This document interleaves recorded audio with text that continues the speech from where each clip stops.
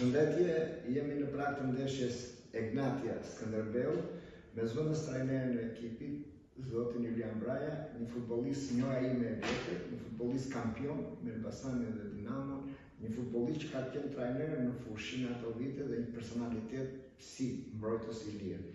Kemi fatin që ka vite që punon si trajner i Egnatias. Pas një jave me vërtet intensive stërvitjes dhe pas një jave të rëndësishme, fillojmë me pyetje nga juaj.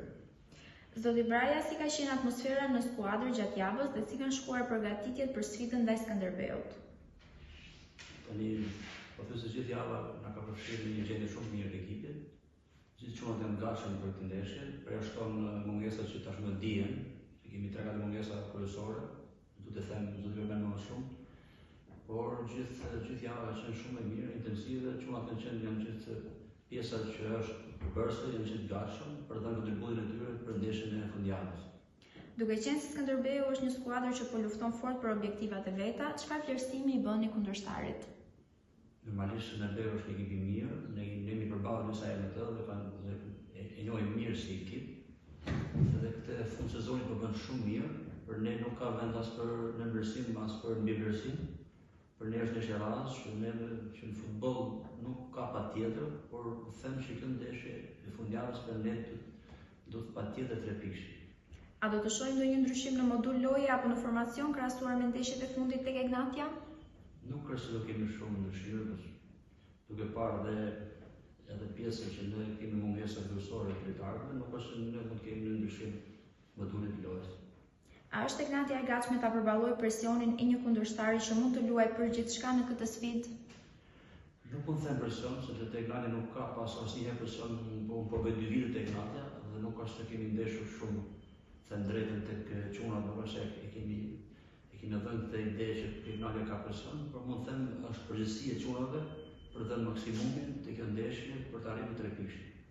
Egnatia është në garë për titullin, por edhe për ta mbyllur sezonin në mënyrë dominuese. Sa i rëndësishëm është ky 90 minutash për qëllimin përfundimtar tuaj? Normalisht ne jemi brenda objektiveve deri tani, si për titull, si edhe për kupë, edhe pse ndeshja e parë e kupës është humbur nga ana jon, por them që ndeshjen e dytë do të bëjmë, shpresoj të arrijmë dhe të kualifikohemi në kupë. Por nuk besoj në ky 3 pikë shumë rëndësishëm për ne që ta mbyllim në vendin e parë, siç e mbyllim në vitin tjetër. Skënderbeu është një nga skuadrat që shpesh ka surprizuar në transfer. A i drueni ndonjë befasie të pakëndshme dhe si mendoni ta eliminoni?